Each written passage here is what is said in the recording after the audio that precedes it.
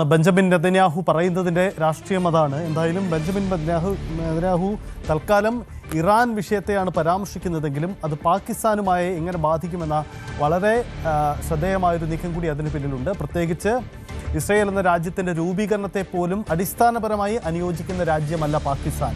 അപ്പോൾ ഇരു രാജ്യങ്ങൾക്കിടയിലും നയതന്ത്ര ബന്ധങ്ങളില്ല എന്ന പ്രത്യേകത കൂടിയുണ്ട്. അപ്പോൾ ബെഞ്ചമിൻ നെതന്യാഹു കൂടുതൽ ഭീകരവാദ രാഷ്ട്രങ്ങൾക്കെതിരെ നടപടിയെടുക്കുന്നു എന്ന് പറയുമ്പോൾ ഓർമ്മപ്പെടുത്തുന്നത്, ആശങ്കപ്പെടുന്നത് പാകിസ്ഥാനിന് മേലും കൂടിയാണോ എന്ന പ്രധാനപ്പെട്ട കാര്യം കൂടിയുണ്ട്. എന്തായാലും അതിൻ്റെ രാഷ്ട്രീയം വരും ദിവസങ്ങളിലും ഏറെ ശ്രദ്ധേയമായി മാറുകയുമാണ്. ഇതിനിടയിൽ ഖമനേയുടെ വധത്തിന് പിന്നാലെ പാകിസ്ഥാനിൽ സംഘർഷം രൂക്ഷമാവുകയാണ്. മരണസംഖ്യ 22ആയി. 200-ലധികം പേർക്ക് പരിക്കേറ്റ് കഴിഞ്ഞു. ഖമനേയുടെ ചിത്രങ്ങളുമായി ഇറങ്ങിയ ജനക്കൂട്ടം UN ഓഫീസുകൾ ആക്രമിച്ചു. ലാഹോർ ഉൾപ്പെടെ പല നഗരങ്ങളും സംഘർഷം ഇപ്പോഴും തുടരുകയാണ്. കറാച്ചിയിൽ വലിയ പ്രതിഷേധങ്ങൾ നടക്കുന്നതിന്റെ ദൃശ്യങ്ങളാണ് പുറത്തുവരുന്നത്. ഇന്നലെ US കോൺസുലേറ്റിനെതിരെ ആക്രമണം നടത്തിയവർക്കെതിരെ കോൺസുലേറ്റിനുള്ളിലുണ്ടായിരുന്ന സുരക്ഷാ ഭടന്മാർ വെടിയുതിർത്തിരുന്നു. അന്താരാഷ്ട്ര വാർത്താ ഏജൻസികൾ നൽകുന്ന വിവരമനുസരിച്ച് 22 പേർ കൊല്ലപ്പെട്ടു എന്ന വിവരമാണ് പുറത്തുവരുന്നത്. 32 മരണമെന്ന് പ്രാദേശിക മാധ്യമങ്ങളും റിപ്പോർട്ട് ചെയ്തിരുന്നു. കറാച്ചി വലിയ സംഘർഷത്തിലേക്ക് നീങ്ങുന്നു എന്നതാണ് സാഹചര്യം. വിഷയത്തിൽ പോലീസിനോട് സർക്കാർ റിപ്പോർട്ട് തേടിയിരുന്നു. US കോൺസുലേറ്റിലേക്ക് ബാരിക്കേഡുകൾ തകർത്ത് കയറിയ പ്രതിഷേധക്കാർ ജനാലകൾ അടിച്ചു തകർക്കുകയും കല്ലേറ് നടത്തുകയും ചെയ്തിരുന്നു എന്ന് വ്യക്തമാണ്. അജയ് തുടരുന്നുണ്ട്. അജയ്, അസാധാരണമായ സാഹചര്യങ്ങളായിരിക്കും. ഒരുപക്ഷേ ഇറാനുമേൽ അമേരിക്കയും ഇസ്രയേലും നടത്തിയ സൈനിക നീക്കത്തിൽ ഏറ്റവും ശക്തമായ പ്രകടനമുണ്ടാവുന്ന രാജ്യങ്ങളിലൊന്നായി പാകിസ്ഥാൻ മാറുകയാണ്. അവിടെയാണ് നേരത്തെ ബെഞ്ചമിൻ നെതന്യാഹു പറഞ്ഞ കാര്യവുമായി നമുക്ക് കൂട്ടിവെക്കേണ്ടി വരുന്നത്. എന്താണ് ഇപ്പോഴത്തെ പാകിസ്ഥാന്റെ അവസ്ഥ? ഒപ്പം തന്നെ അവിടുത്തെ എല്ലാ പ്രവർത്തനങ്ങളും തൽക്കാലം നിർത്തിവെക്കുന്നു എന്ന് US എംബസിയുടെ കൂടി വാർത്താക്കുറിപ്പ് ഇപ്പോൾ പുറത്തു വന്നു എന്നാണ് മനസ്സിലാക്കുന്നത്. അതെ, ഈ ഒരു സംഘർഷത്തിൽ ഇപ്പോൾ നിലവിലുണ്ടായിട്ടുള്ള പ്രശ്നങ്ങളിൽ ഇതിനു മുൻപേ ഇറാന്റെയും അതുപോലെ തന്നെ ലെബനന്റെയും ഇടപെടലെല്ലാം നമ്മൾ ഊഹിച്ചതാണ്. അവിടങ്ങളിൽ നിന്നെല്ലാം ഒരു പ്രതിഷേധ സ്വരം അല്ലെങ്കിൽ ഒരു എതിർപ്പ്, ഇത്തരം കാര്യങ്ങളെല്ലാം വരുമെന്ന് നമ്മൾ നേരത്തെ ഊഹിച്ച കാര്യമാണ്. പക്ഷെ പാകിസ്ഥാനിൽ നിന്ന് ഇത്ര വലിയൊരു അവിടെ പ്രതിഷേധങ്ങൾ തീർച്ചയായിട്ടും നമ്മൾ ഉണ്ടാകും എന്ന് ആർക്ക് വേണമെങ്കിലും മനസ്സിലാക്കാം. ഇന്ത്യയിൽ ജമ്മു കാശ്മീരിൽ ശ്രീനഗറിൽ വരെ പ്രതിഷേധ റാലികൾ നടന്നിരുന്നു. പക്ഷേ ഇതെല്ലാം സമാധാനപരമായിരുന്നു. പക്ഷേ പാകിസ്ഥാനിൽ ഇത്ര ക്രമസമാധാനത്തെ വരെ ബാധിക്കുന്ന രീതിയിൽ ഇത്ര വലിയൊരു സംഘർഷം അവിടെ രൂപീകൃതമാകുമെന്ന് ആരും വിചാരിച്ചില്ല. പാകിസ്ഥാനിലുള്ള ഷിയ മുസ്ലിംസിന്റെ ഒരു പെർസെൻറ്റേജ് നമ്മൾ നോക്കുകയാണെങ്കിൽ 10 മുതൽ 15% വരെ മാത്രമേ അവിടെ ഷിയ മുസ്ലിംസ് ഉള്ളൂ.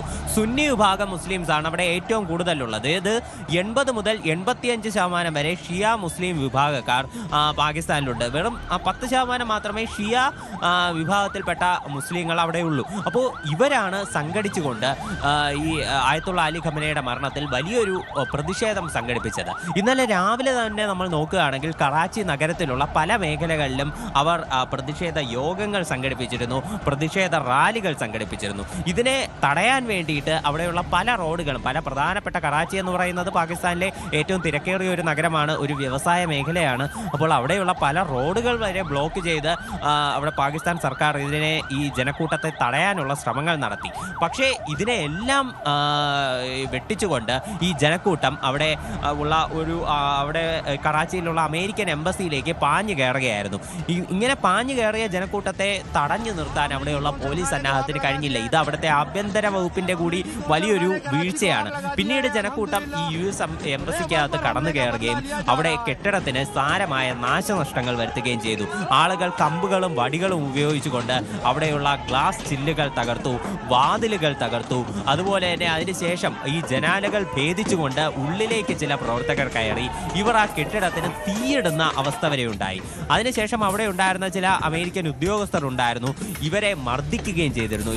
ഇവരിൽ പലരും പരിക്കേറ്റ് ചികിത്സയിലാണ്. ഇത്തരത്തിൽ കാര്യങ്ങൾ കൈവിട്ടു പോയതോടെയാണ് പോലീസിന് ഈ അക്രമകാരികൾക്ക് നേരെ വെടിയുതിർക്കേണ്ടി വന്നത്. ഈ വെടിയുതിർത്തതിൽ 10 പേരാണ് കറാച്ചിയിൽ മാത്രം മരിച്ചത്. 30-ലധികം പേർക്ക് പരിക്കുമേറ്റിട്ടുണ്ട്. ഇത് കറാച്ചിയിലെ മാത്രം കാര്യമാണ്. മറ്റ് നഗരങ്ങളിലും ഈ സംഘർഷം അതിരൂക്ഷം തന്നെയായിരുന്നു.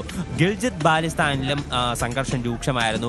ഇസ്ലാമാബാദിലും സമാനമായിട്ടുള്ള രീതിയിലെ പ്രതിഷേധങ്ങൾ ഉണ്ടായിരുന്നു. ഗിൽജിത് ബാലിസ്ഥാനിൽ 10 പേരാണ് കറാച്ചിക്ക് സമാനമായിട്ട് അവിടെ നടന്ന വെടിവയ്പ്പിലും പോലീസ് വെടിവയ്പ്പിലും കൊല്ലപ്പെട്ടത്. ഇസ്ലാമാബാദിലുള്ള പ്രതിഷേധത്തിൽ, അതായത് പാകിസ്ഥാന്റെ തലസ്ഥാനമാണ്, അവിടെയുള്ള പ്രതിഷേധത്തിൽ 2 ഉദ്യോഗസ്ഥർ കൂടി മരിച്ചിട്ടുണ്ട്. ഇത്തരത്തിൽ US കോൺസുലേറ്റിനും US എംബസിക്കും നേരെ മാത്രമായിരുന്നില്ല പ്രതിഷേധം. UN ആസ്ഥാനത്തിന് നേരെ വരെ പാകിസ്ഥാനിൽ പ്രതിഷേധങ്ങളും അതുപോലെ തന്നെ ഈ അക്രമ സംഭവങ്ങളും നടന്നു എന്നുള്ളത് എടുത്തു പറയേണ്ടതാണ്. ഇത് പാകിസ്ഥാന് ലോകത്തിന് മുന്നിലുള്ള അവരുടെ ഒരു ഇമേജ് നശിപ്പിക്കുന്ന, അവർക്ക് വലിയൊരു ചീത്തപ്പേര് വരുന്ന കാര്യം കൂടിയാണ് ഉണ്ടായിട്ടുള്ളത്. എന്തായാലും US ഇപ്പോൾ നിലവിൽ അവിടെയുള്ള എംബസികളുടെയും മറ്റ് കോൺസുലേറ്റുകളുടെയും എല്ലാം പ്രവർത്തനം താൽക്കാലികമായി നിർത്തിവെച്ചിട്ടുണ്ട്. എന്തായാലും വലിയൊരു സംഘർഷം തന്നെയാണ് ഉണ്ടായത്.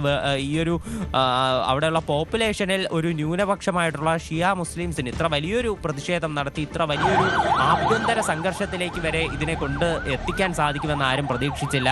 ലോകത്ത് തന്നെ ആരും ഇത്തരമൊരു വലിയ പ്രതിഷേധം അവിടെ ഉണ്ടാകുമെന്ന് പ്രതീക്ഷിച്ചതല്ല. പക്ഷേ ഒട്ടും പ്രതീക്ഷിക്കാതെ പാകിസ്ഥാനിൽ ഇത്തരമൊരു വലിയ അനിഷ്ട സംഭവം നടന്നു. അത് യാഥാർത്ഥ്യമാണ്. പാകിസ്ഥാനിലെ അനിഷ്ട സംഭവങ്ങൾ അതാണ്. അതായത് നേരത്തെ സൂചിപ്പിച്ചതുപോലെ ഇസ്രയേൽ അമേരിക്ക സൈനിക നീക്കത്തിൻ്റെ ഏറ്റവും വലിയ പ്രതികരണങ്ങൾ ഉണ്ടാകുന്ന സ്ഥലങ്ങളിലൊന്നായി പാകിസ്ഥാൻ മാറുകയാണ്. US എംബസിക്ക് നേരെയാണ് അവിടെ ആക്രമണം നടന്നത്. പോലീസ് ബാരിക്കേഡുകൾ മറികടന്നുകൊണ്ട് അവിടേക്ക് വന്നു. അതോടുകൂടി ഇന്നത്തെ എല്ലാ പ്രവർത്തനങ്ങളും നിർത്തിവെച്ചിരിക്കുന്നു എന്ന് US എംബസിയുടെ അറിയിപ്പും അല്പസമയം മുമ്പ് എത്തിയിരുന്നു. കൂടുതൽ വാർത്തകൾക്ക് News 18 Keralam YouTube channel subscribe ചെയ്യുക.